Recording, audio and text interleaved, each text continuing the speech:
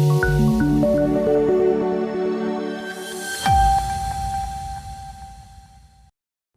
દર્શક મિત્રો, સમાચારની વાત કરવામાં આવે તો નર્મદા જિલ્લા કલેક્ટરની અધ્યક્ષતામાં જિલ્લા સંકલન અને ફરિયાદ નિવારણ કમિટીની બેઠક યોજાઈ.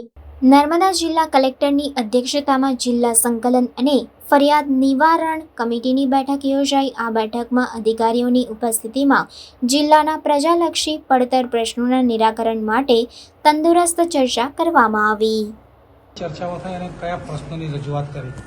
આજે નર્મદા જિલ્લા કલેક્ટર સાહેબની અધ્યક્ષતામાં જિલ્લા સંકલન અને ફરિયાદ નિવારણ સમિતિની બેઠક હતી. એમાં ભરૂચ સાંસદ માન્ય મનસુખભાઈ વસાવા અને નાંદોદના ધારાસભ્ય શ્રી દર્શનાબેન દેશમુખ અને તમામ શાખાના અધિકારીઓ શ્રીઓની ઉપસ્થિતિમાં જિલ્લાના પ્રજાલક્ષી પ્રશ્નોની તંદુરસ્ત ચર્ચાઓ થઈ છે. જેમ કે નર્મદા જિલ્લામાં આધાર કાર્ડ અપડેટ કરાવવા અને કેવાયસીની જે સમસ્યા ઊભી થઈ છે એની તાત્કાલિક ધોરણે નિરાકરણ આવે. સાથે નર્મદા જિલ્લાના રોડ એ નેશનલ હાઈવે હોય, સ્ટેટ હાઈવે હોય કે જિલ્લા પંચાયતના માર્ગ મકાન વિભાગના હસ્તક હોય, તમામ ખાડાઓ ઝુંબેશના રૂપે પૂરવામાં આવે અને યાલ ખાતે જે બ્રિજ તૂટી ગયો છે એની વૈકલ્પિક વ્યવસ્થા કરવામાં આવે. સાથે સાથે જ્યાં પણ શિક્ષકો નથી, જેમ કે રીંગાપાદર હોય, માથાવલી હોય, તાત્કાલિક ધોરણે શિક્ષકો મૂકવામાં આવે. એવી જ રીતે અન્ન નાગરિક પુરવઠાનું અનાજ સમયાંતરે સપ્લાય કરવામાં આવે અને લાભાર્થી સુધી યોગ્ય ક્વોલિટીનું પૂરતું પ્રમાણમાં અનાજ પહોંચી જાય. એવી જ રીતે આ વિસ્તારમાં વન વિભાગ દ્વારા બહારથી દીપડાઓ પકડીને છોડવામાં આવે છે, એ પણ બંધ કરવામાં આવે. એવી જ રીતે આ વિસ્તારની સબ ડિસ્ટ્રિક્ટ હોસ્પિટલ ડેડિયાપાડા હોય કે સિવિલ હોસ્પિટલ રાજપીપળા હોય, તમામ મહેકમ ત્યાં હાજર હોય, જે જગ્યાઓ ભરવાની થાય તે સરકારમાં રજૂઆત કરવામાં આવે અને તમામ સાધનો ટેકનિશિયનની ભરતી થાય.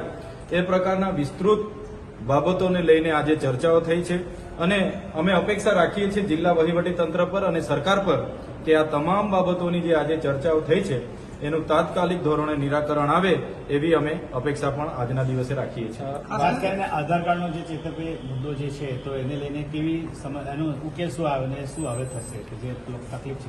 આપ સૌ જાણો છો 30/8ના રોજ કલેક્ટર સાહેબને અમે રૂબરૂ મળીને એ બાબતની લેખિત રજૂઆત પણ કરી હતી.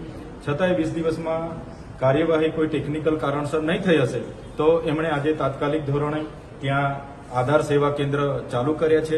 એમણે કીધું 7 થી 8 કેન્દ્ર આજની તારીખે ચાલુ કરી દેવામાં આવ્યા છે, જે અમારા માટે સારી બાબત છે. અને જે પણ લોકોને આ બાબતની તકલીફો પડે છે એમને ટૂંક સમયમાં પ્રેસ મીડિયા દ્વારા જાહેરાત કરવામાં આવે કે કઈ કઈ જગ્યાએ કેન્દ્ર ચાલુ છે, જેથી કરીને લોકો ત્યાં પહોંચે અને પોતાના આધાર અપડેટ કરાવી શકે. દારૂબંધી બાબતે અને નર્મદા જિલ્લાના જે આરટીઓ દ્વારા જે દંડ ફટકારવામાં આવે છે એ બાબતે પણ ચર્ચા થઈ છે. તો એમાં આરટીઓનું એક મહેકમ ડેડિયાપાડા ખાતે ઊભું કરવામાં આવે, જેથી કરીને કોઈને પણ આરટીઓનો દંડ કરવામાં આવે છે ત્યાં ભરીને વ્યક્તિ પોતાની ગાડી લઈને રવાના થાય, બાબતની ચર્ચા થઈ છે.